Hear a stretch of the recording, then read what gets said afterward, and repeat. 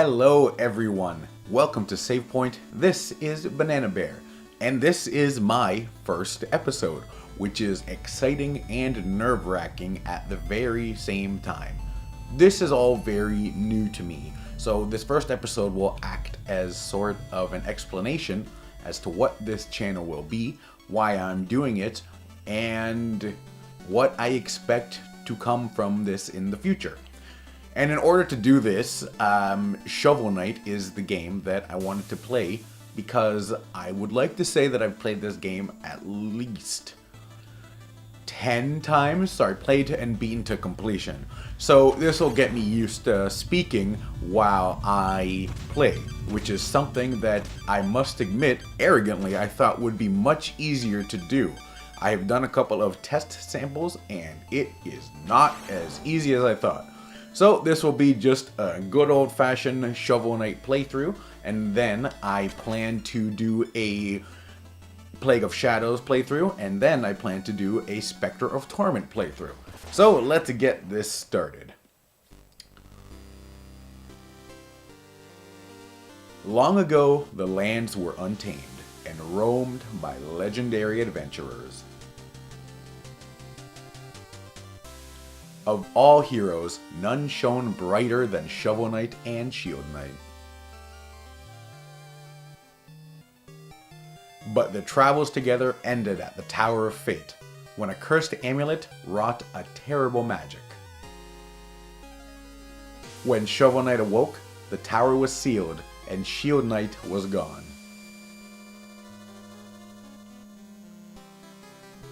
His spirit broken, a grieving Shovel Knight went into a life of solitude. Poor guy. But without champions, the land was seized by a vile power, the Enchantress and her Order of No Quarter.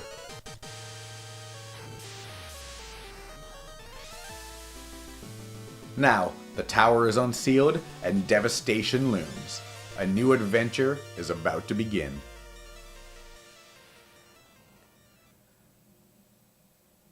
Fuck yeah, let's get this started.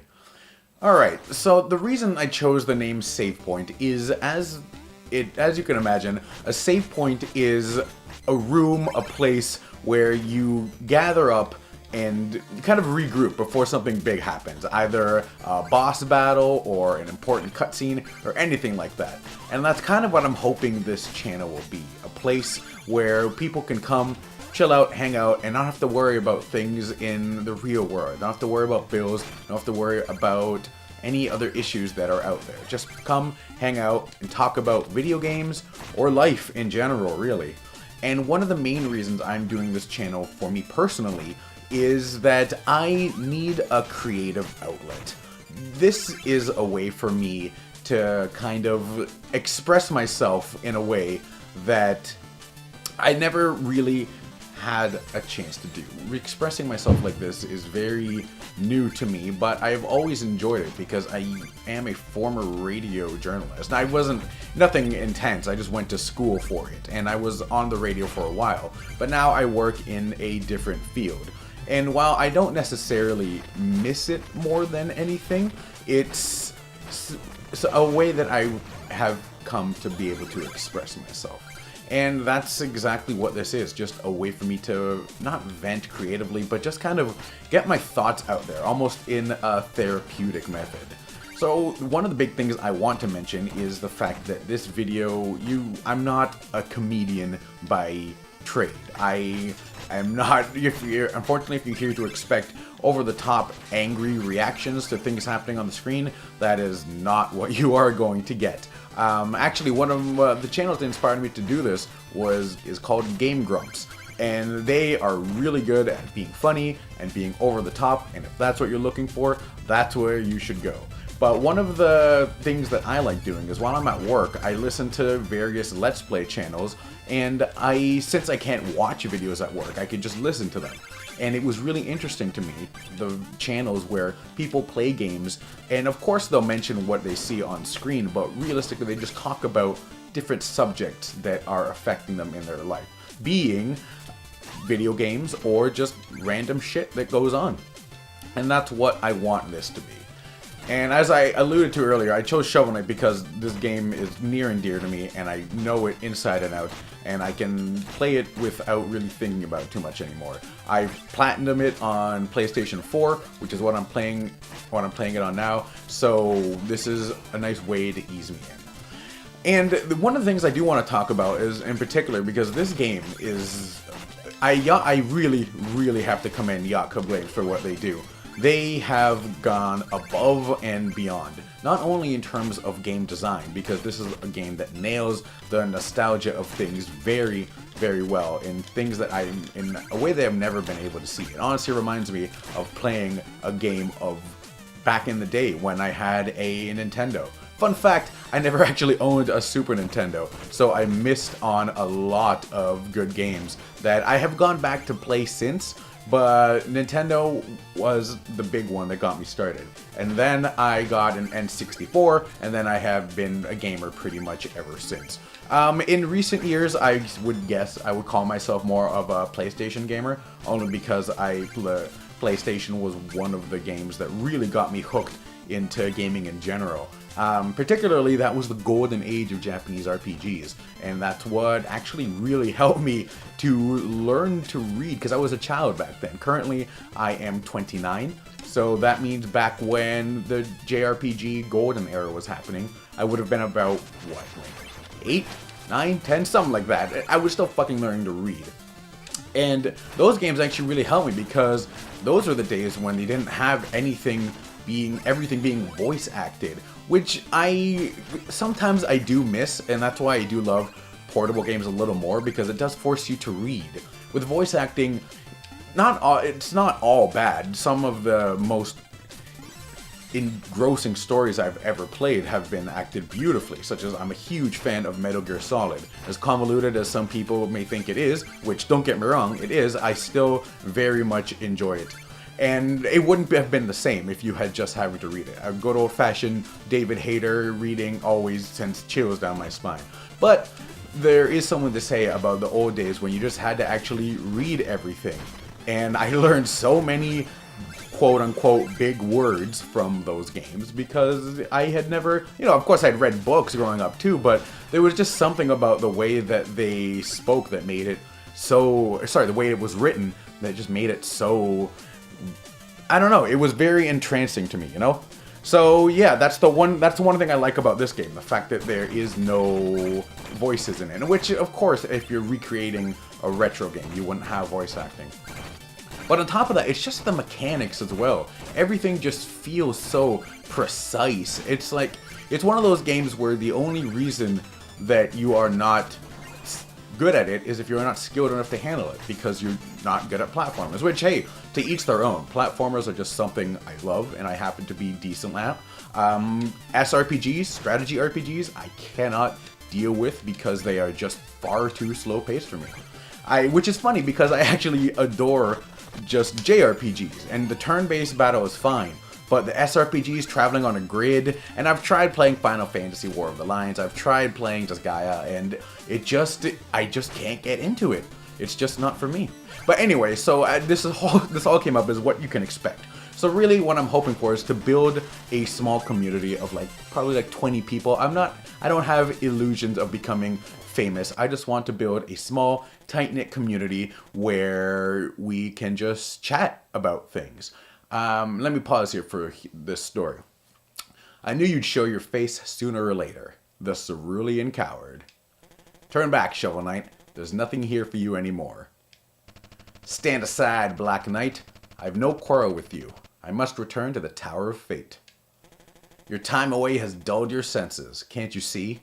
This entire valley has been conquered by the Enchantress, and her invincible knights of the Order of No Quarter stand between you and the tower. But none of that matters, because anyone after the Enchantress has to go through me. Steal thy shovel! And his signature laugh. I love his laugh. It's funny because I have this game for pretty much every other console that I own. And the Wii U version lets you use the amiibo to use the custom knight. And one of the best parts about that is the fact that you can do custom taunts, and one of them is called Annoying Laugh, which is obviously based off of this, because I've never thought of Black Knight's laugh as annoying. To me, I don't know, it's just funny. Are you gonna fire your thing? Come on, fire it. Ah, you fucker. Aha. So yeah, I really like the rivalry between Shovel Knight and Black Knight here. So one of the things, I won't be spoiling anything if this happens to be your first time watching this. Yes, right in the face. And I'm just gonna play through like this is a first time playing through. Nice, I got it. Not bad at all.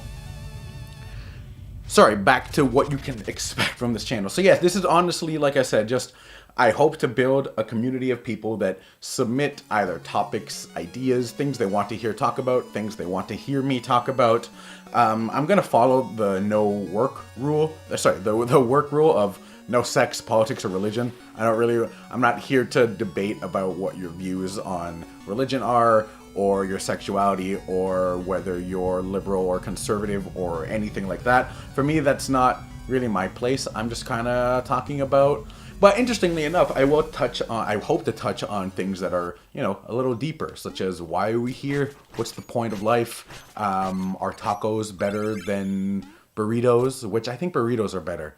I don't know. I mean, no offense to tacos, obviously, but burritos like the whole package. But anyway, just dumb shit like that. One other thing that I want feedback from you guys on is, do you want me to stop and read all of the text prompts, or would you prefer that I just skip it as fast as possible? Let me know what you think of that. But in the meantime, until I get feedback, I will just read it. Halt! No weapons. We have enough to worry about lately without everyone swinging swords around. Oh, haha, that's no weapon, just a shovel. You may enter then. And don't forget, press up to talk to everybody.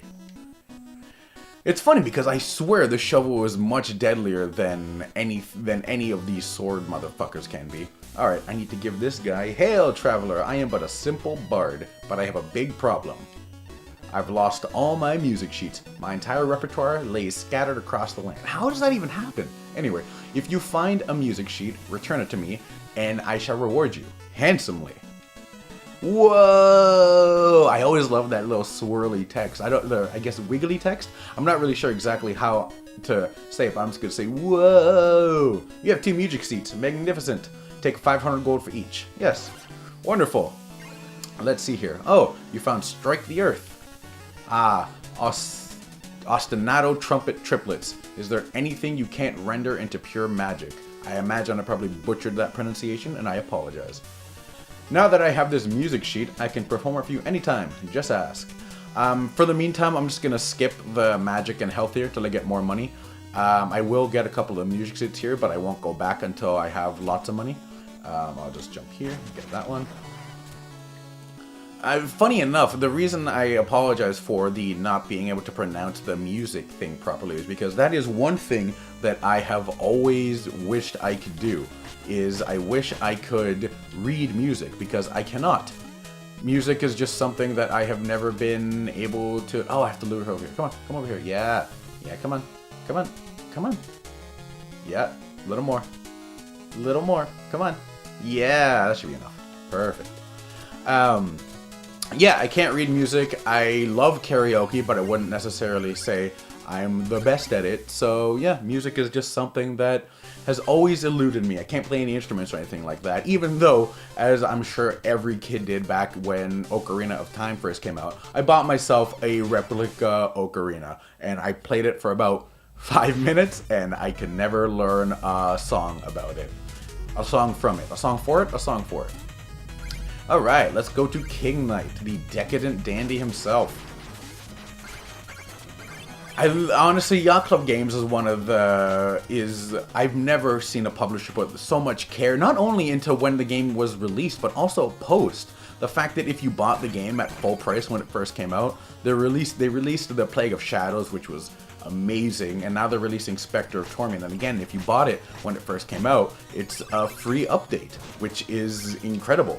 So, yeah, a lot of game publishers don't do that. Nowadays, it's all about DLC, right? When a game comes out, not only is it usually broken when it first comes out, thanks to huge day one patches, it's not supported, like really. Actually, I haven't had a chance to play it yet, but I hear Final Fantasy 15 is really good for the support, because they are releasing a patch for apparently a chapter of the story that just did not flow well. So yeah, I really commend them for that, because any company that supports their players afterwards, after a game comes out, after they've bought it, is okay in my books. We need more of that, because I remember back when I was younger and I had disposable income and I didn't have to pay rent, I could just buy every big game that came out. Now that is not the case, because as things get, you have to buy your own food, clothing, and all that shit. So I could really only afford about a new game every month or so, even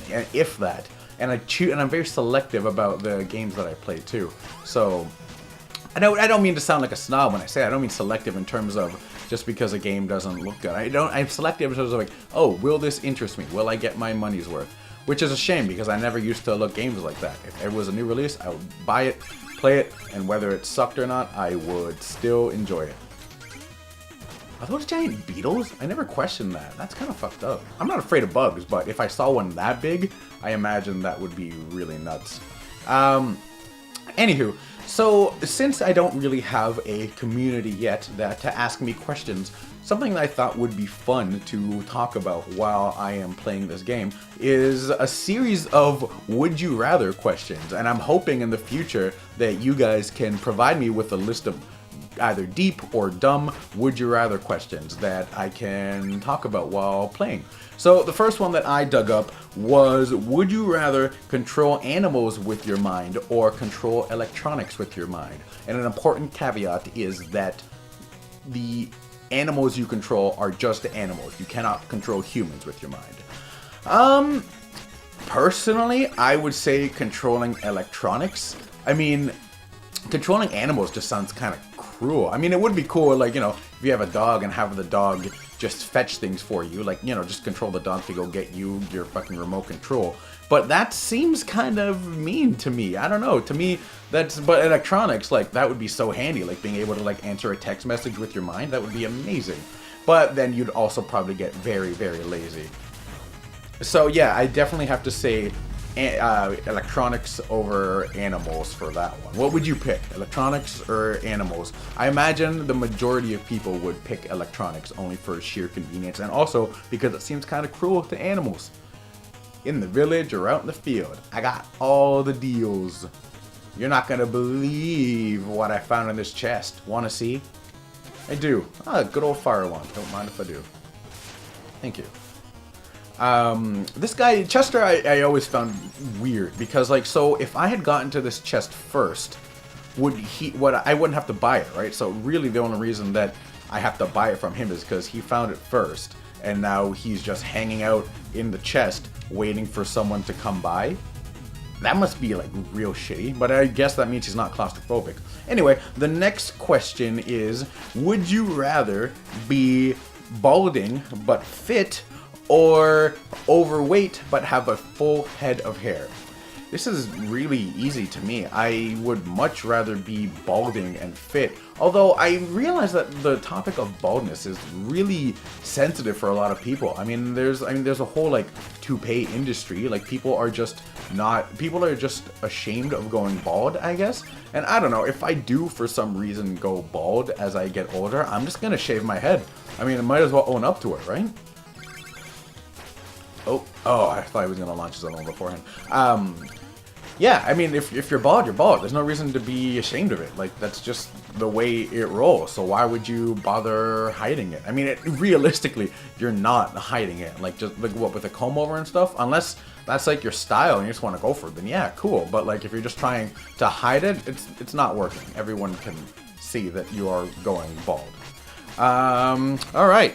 So that pretty much wraps it up. I think this checkpoint here is a good spot to end the first episode. I waited too long. Is a good spot to end this first episode of Save Point.